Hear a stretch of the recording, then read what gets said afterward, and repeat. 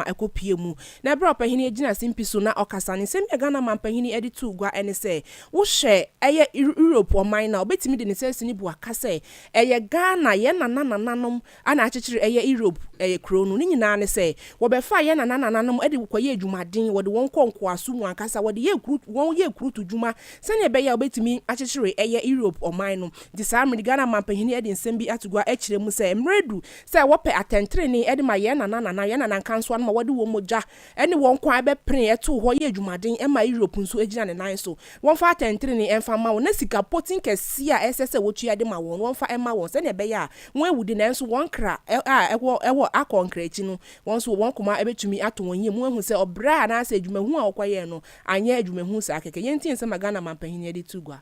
The legendary American jazz player Miles Davis said, and I quote, "It's not the notes you play, it's the notes you don't play." When it comes to the contributions that Africa has made to enriching Europe and building the so-called New World, the silence is deafening. We have paved roads through mountains, we've put down railroad tracks, we've constructed buildings, laying brick after brick, we have cut sugar, cane, we've picked cocoa and cotton, we've descended into mines to unearth precious metals and stones, and we have wet nurse babies. We've paid the price of admission with the blood of our ancestors, and still what greets us at the door is silence. What we're met with is mythology. Any ITA ye Ghana mampahini His Excellency John Dramani Mahama kopie mu ewo dwumedi kese anasenhye mu di kese bi e call so ewo America ana asamri ordinary no etu nsem etugwano yeto akase bo no so a eye Europe fo samri wan bepie mu man Ghana mu ha ediskabotin por eye 50 million euros e de ababedom eye oman Ghana ni nyina ne se asumdwe oman Ghana hwehwe ene ne e call so mri bia ankoye no odi se sike Ghana fo munje na mo mfa mpata mokra eno na chi no ana Ghana mampahini abedi akire eye Professor Jenna na opoku ajiman eso sike mu na nsem oditu gwa ne se ni ye ya eye Europe fu aye akira nyonkofo a eda owo ne Ghana ntem enye ne kra akira ese nyonkofo yi emu ya din yie pa na ebetumi akwa echi pa ye nti nsem a eye Ghana mampahina bedi echi nso editu gwa. This occasion highlights the long-standing partnership between Ghana and the European Union, as well as our shared commitment to peace, stability, and sustainable development. Today, we signed the Ghana-European Union Security and Defense Partnership.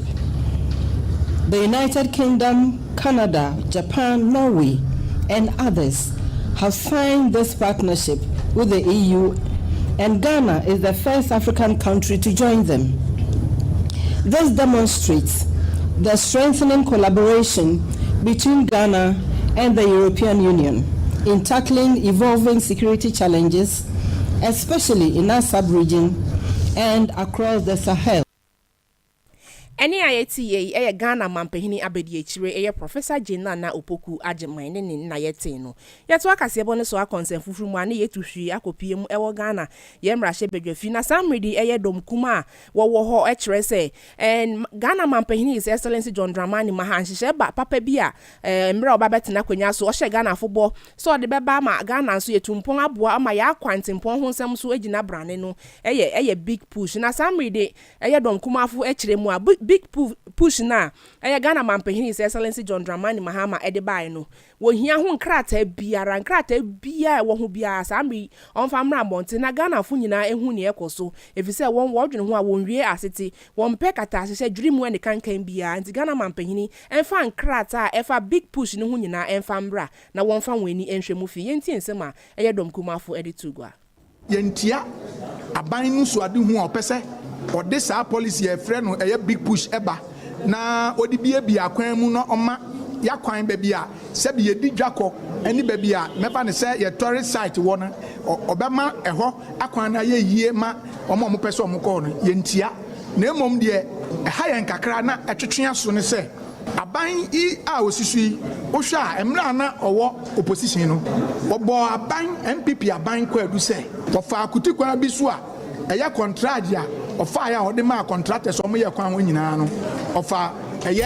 sole source na say single source na ode ye na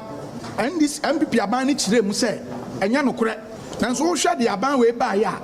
oya ebi si wo Ghana bakwasem so benya aban bosome nson just 7 months obetumi award almost about 81 contracts under single source under big push. Sa contract we o kan buo nyina bomu a eye opepepepepe enson ni akire miensa 73 billion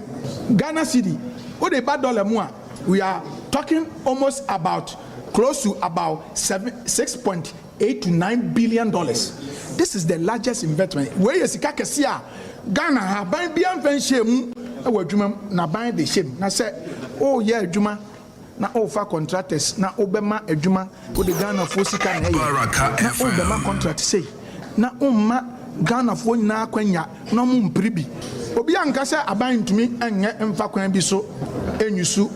eye single source mfa nya adwuma na enso no ntumi emma contract ye 107 na umfa mu 81 mfa single source. When in Semadom Kuma, Wom Rashebejafo, a fee editu gua efa a big pusher. Ghana man pehini His Excellency John Dramani Mahama, Edia Basse Beboa, Ama Yaya Quantin Pon Semono, ebe to me akonenim. Sansemu Yamu, Anna, Eye Oswafo, Osha, Aquine, Aquantin Pon, who in some so man Ghana Muha, Honorable Kwame Govern, Abuja, and so Akasa actually must say, Yenu mempi before. They said the baby in Mudriabu, in some Mukin. Niama Bebradia dances a Ghana man pehini His Excellency John Dramani Mahama, big pusher or the ban emuda ho fan katase share dream ni kankan ni proya muken wo wiasiti yenye efise nkrata bebre eda mountain so a odi aba be kire mu se Ghana mampahini edwuma oye big pushing ye katase share na se krono bia enim ntimu nyina mo hwe nkrata ni munje na munhwe mu efise wo se ka kumboji na okweku enum yenti ensem a eye osoafo o hwe nya kwan ne yakwantimpon so ho nsem so editugwa. It is important to note that only 44% of all the major contracts included in the Big Push contract were awarded by the ministry under sole sourcing. 44%. So not what has been published by a certain online portal. We have also awarded over 400 different contracts through open competitive bidding, over 400, which is unprecedented because the record shows that from 2017 to 2024, almost all projects that the ministry carried out were sole sourced. Almost all the projects were sole sourced. It will therefore be mischievous for any right-thinking member of society to conclude that the Ministry of Road and Highways only procures work through sole sourcing. Mr. Speaker, I have already mentioned the deplorable state of the road network across the country we've inherited from our colleagues. This had brought untold hardship to the motoring public and contributed massively to the food inflation. This led to public agitation and the survival of the state. Mr. Speaker, something needed to be done and done urgently. Mr. Speaker, with dedicated funding already secured under the Big Push program, was both prudent and necessary to proceed swiftly to ensure value for money and avoid cost overruns associated with long procurement and implementation timelines. Mr. Speaker, most of the projects would not have started until date if we hadn't adopted a faster route. Mr. Speaker, let me state emphatically that when it comes to the Big Push program, Parliament exercised continuous oversight. Questions are answered regularly on the floor of the House. Independent professional bodies validated the project cost. Procurement processes complied with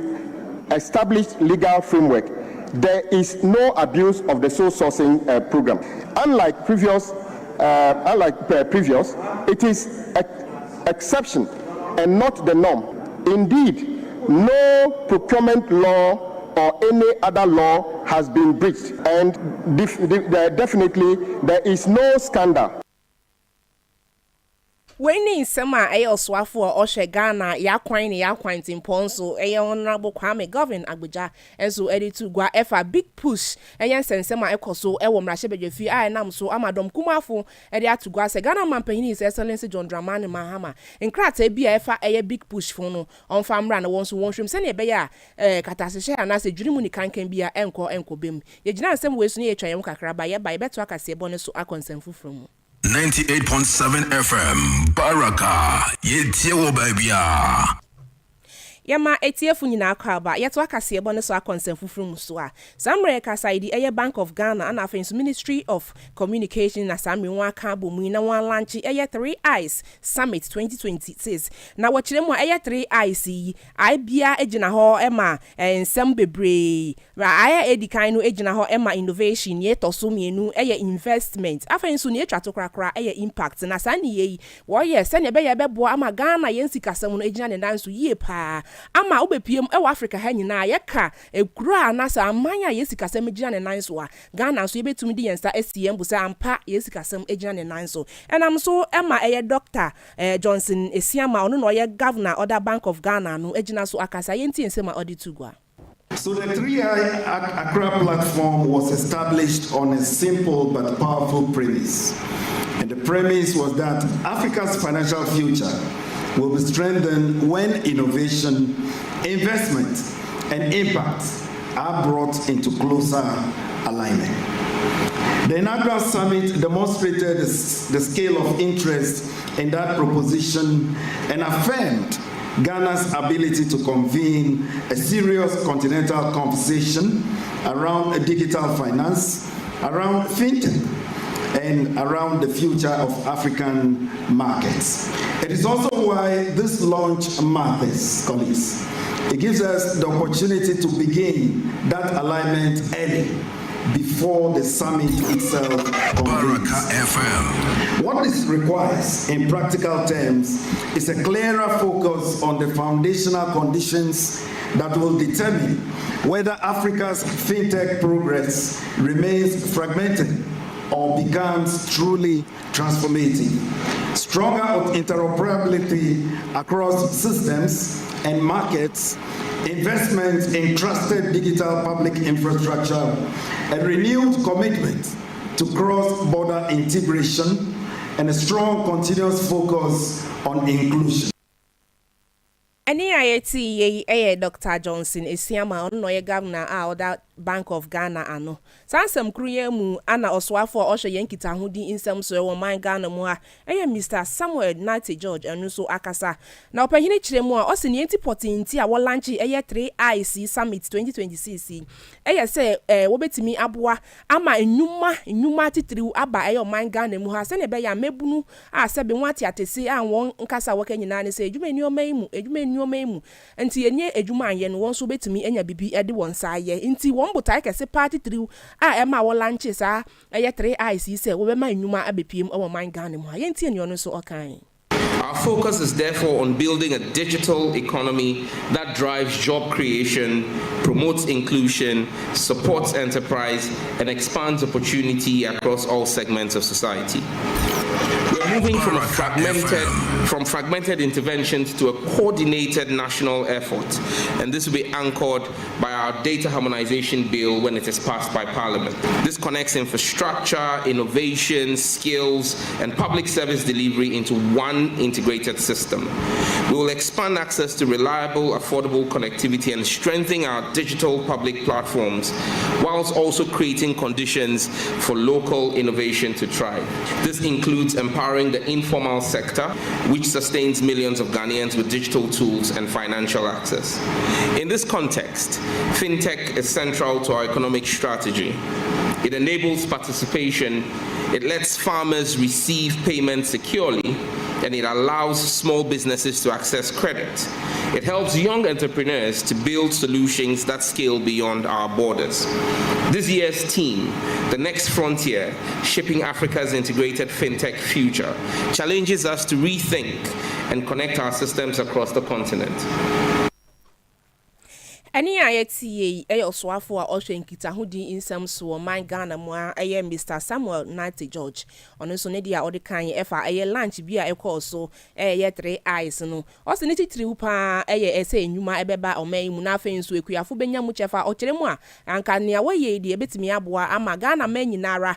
mebunu ekuafo na wo a wodi egwadifo nyinara adwuma nkuaku ni nyina enya so emfa so ana brebe ma ye nkwan na ne kase bo a ye de besom ye de ni nyina esi kase boy de oso ne so de ma yen yade nyina Owura Sabi Mohammed producer nso yade nyina Mr Abdul Fatau afenso ye nuabia baako the only first lady a Obaraka FM ha oba so no kokko nenim enmonyam kama yade nyina Fidos Amiru aka Zaminama ono ana Samri ono so producer kase boy ede ma yen technician papa ono so na echi nenim obi biare ni ho yade nyina yen papa baako Mr Paul Agbemedu pacha obetimi a friend papa P wuhia no kura na se one friend papa P na che se when hia papa P no ono so tena fidi na echi hre se bibia bekoso wano me so ka se boy meji bre na me di mu twia me be de be so metiefu me din a mejezo Mrs Naza me pacha Mrs Naza eni me din ti wuhia me na wa ne sa pepepe na ode ama me ye de tiefu nyina se waje bre ni woti Braka FM ye de mu nyina se Braka FM de se na abre nyina ye kan ye nko na radio station insira ebuye so ye papa ye insira no se ekutu se bam ya no mu de ni bi ti se opese wo ye insira de a na chinchime fidi ni koto 98.7 se na be ya wo so betimi aye insira Braka FM still radio a insira ebum yakra etiefo nyina ye da mu nyina ase